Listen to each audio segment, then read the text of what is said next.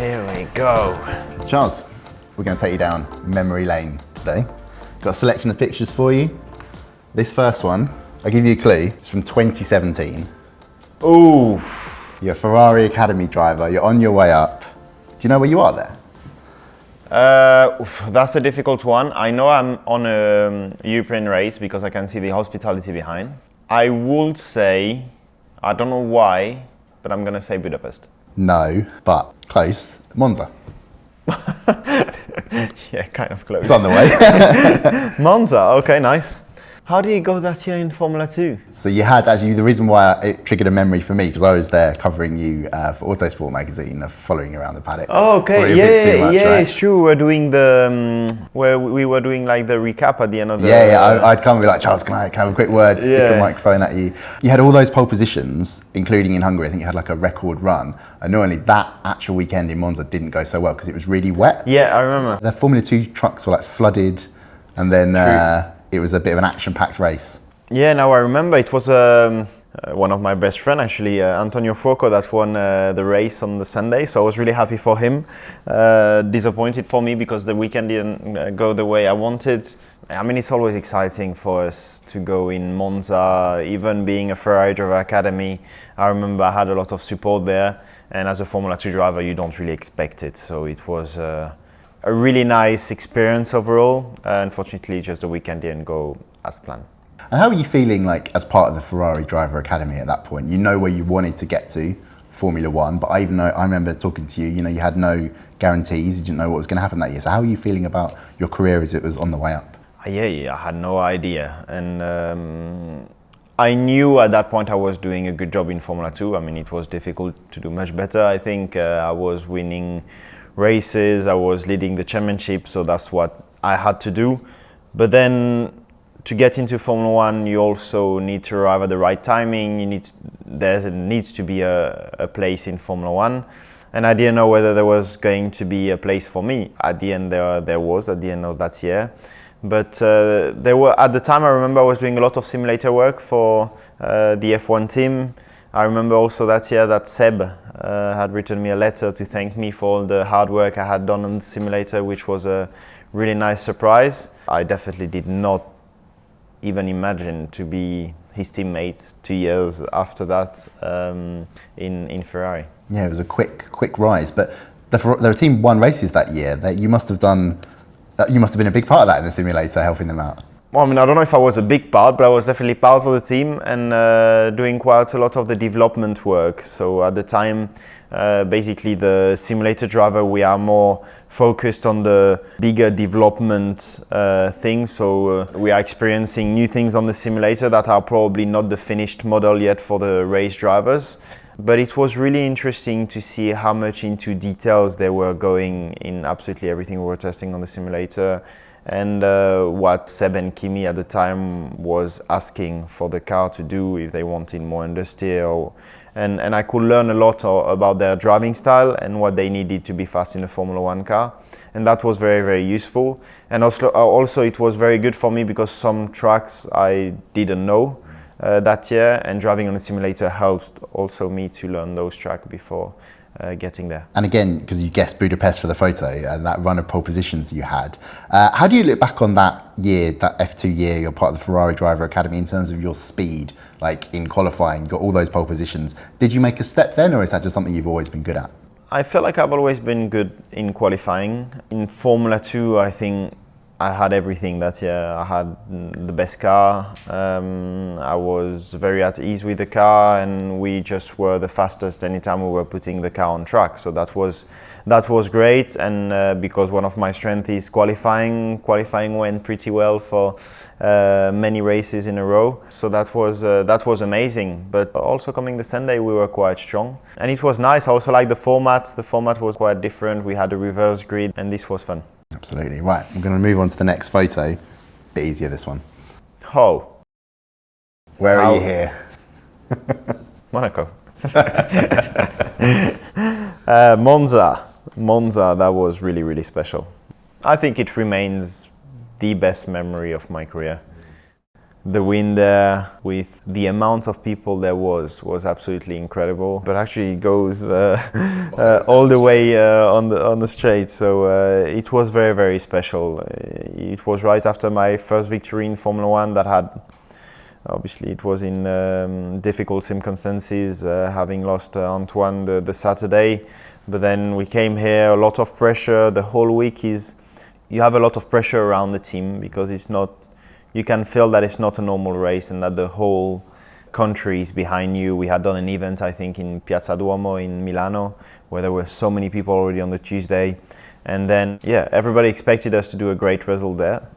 And we managed to do it anyway, which was amazing. And yeah, the images of the podium in Monza will remain in my mind forever.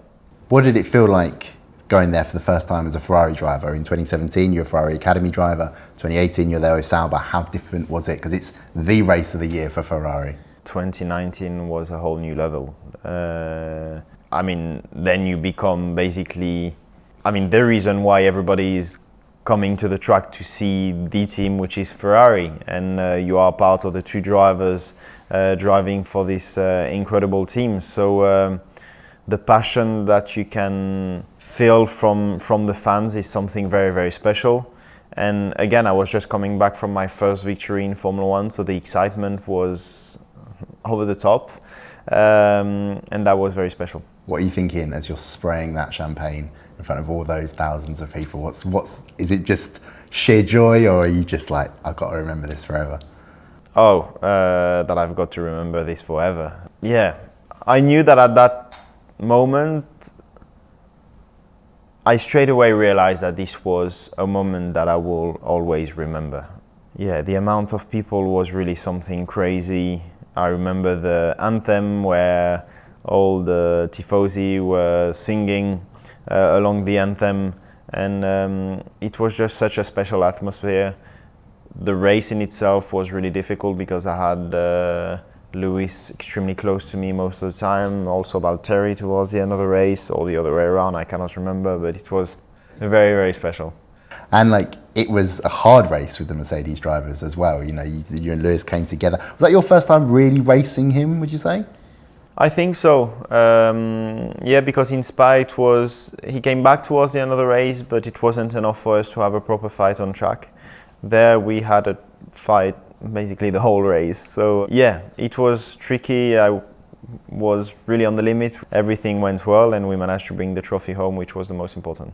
And do you still race him that hard? Is it still, you're not given any, like, you're not changed in your attitude towards him? No, of course not. You change your overall race approach with experience, I think, but you do not, I don't leave any more room to anybody on track. Then it depends also what you are fighting for, because sometimes we are in very different positions. Sometimes he has a much stronger race car and there it doesn't make sense to have a big fight.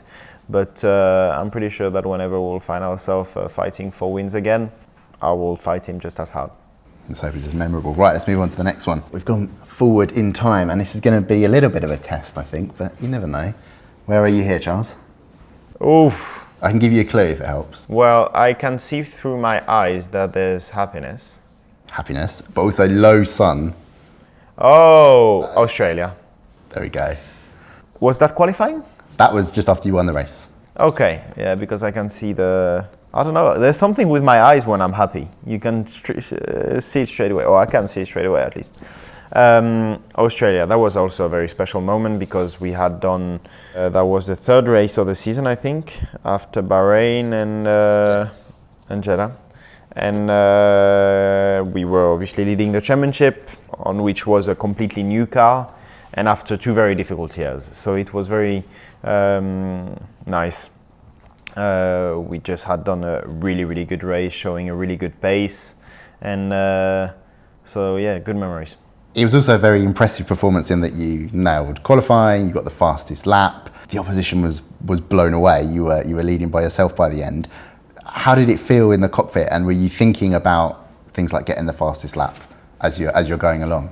I was definitely thinking about having the fastest lap. I think we did it. I think the team was not a big fan of doing it, but I anyway went for it when I knew what was the lap time.